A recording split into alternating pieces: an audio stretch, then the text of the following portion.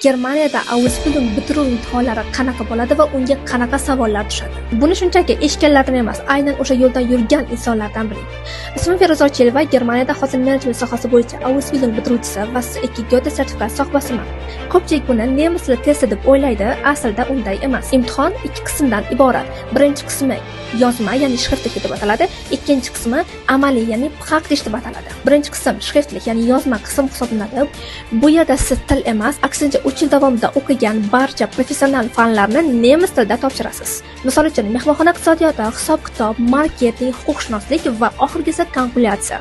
Savollar faqat sizning sohangiz bo'yicha chuqur ilmiy asosda bo'ladi. Ikkinchisi og'zaki, ya'ni praktik qismi. Bunda sizga real hayotiy keyslar beradi. Misol uchun, mehmonxonaga kelgan juda ham injiq va qaysar mehmon bilan muammoni professional va nemis tilida hal qilish, undan tashqari hotelning iqtisodiy qismiga zarar yetkazmasdan komissiyaga yetkazib berish. Xulosa oddiy, ming tilni zo'r biling, lekin sohangiz bo'yicha ilmiy va amaliy bilimingiz yetishmasa, siz imtihondan yiqildingiz.